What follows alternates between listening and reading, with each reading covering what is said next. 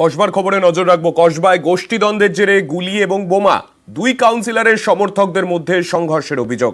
107 নম্বর ওয়ার্ডে ভোটের ফল খারাপ নিয়ে বিবাদ, সেই নিয়েই একেবারে রণক্ষেত্রের চেহারা নেয় কসবা এলাকা।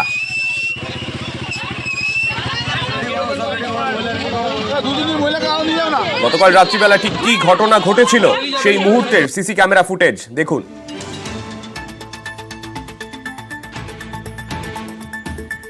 107 এবং 108 দুই কাউন্সিলরের সমর্থকদের মধ্যে সংঘর্ষ,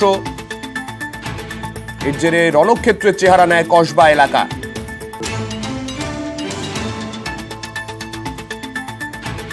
আমাদের সঙ্গে রয়েছেন আমাদের প্রতিনিধি সমীর। সমীরের কাছে যাব। সমীর, ঠিক কি বিষয় নিয়ে এই 108 এবং 107 নম্বর ওয়ার্ডের কাউন্সিলরের সমর্থকদের মধ্যে সংঘর্ষ বাঁধলো? সান্নিক, দেখো, কসবা রাজডাঙ্গা ইন্ডোস পার্ক এলাকায় তৃণমূলের গোষ্ঠীদ্বন্দ্ব, গুলি ও বোমা চলল। এই যে এই লোকসভা ভোটে যখন হওয়ার পরে এই 7 নম্বর ওয়ার্ডে ওখানে তৃণমূল কংগ্রেসের হার আছে। দক্ষিণ কলকাতার যে মালা রায় গাড়ি ছিল তার এখানে হার আছে। সেই হারকে কেন্দ্র করে দুই তৃণমূলের মধ্যে সংঘর্ষ শুরু হয় এবং এই এলাকায় বারবার শনিবার দিনকে গন্ডগোল হয়েছে। তারপরেও পুলিশ কোনো স্টেপ নেয়নি।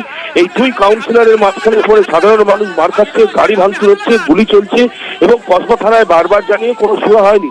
কালকে রাত্রে যখন আবার এই গুলি চললো, একজন আহত হয়েছে এবং কয়েকটা গাড়ি ভাঙচুর হয়েছে এবং এই যে বারবার এই ঘটনা ঘটছে দুই কাউন্সিলরের প্রতিদ্বন্দ্বী এবং এই 7 নম্বর ওখানে বর্তমানে কাউন্সিলর যে লিপিকা মান্না আছে বিরুদ্ধেই অভিযোগ উঠছে বারবার। এই লিপিকা মান্নাকে পছন্দ করছে না এলাকার মানুষরা। সেইটাকে কেন্দ্র করে বারবার লিপিকা মান্নার যে দলবল আছে সেই দলবল এসে বারবার এদের উপরে হামলা করছে। এই হামলা করার কারণেই এরা বারবার পুলিশকে জানিয়েছে, কোনো কিছু হচ্ছে না। এই যখন ঘটনা ঘটলো আবার ফের কাল রাত্রি, শনিবারের পর রবিবার রাত্রিবেলা ঘটনা ঘটলো, গুলি চললো।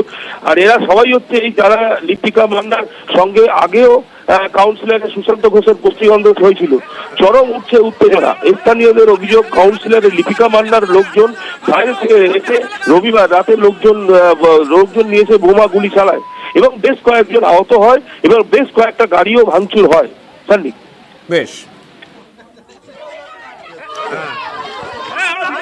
আপনি হাতে লাগান, আপনি হাতে লাগান, আপনি হাতে লাগান।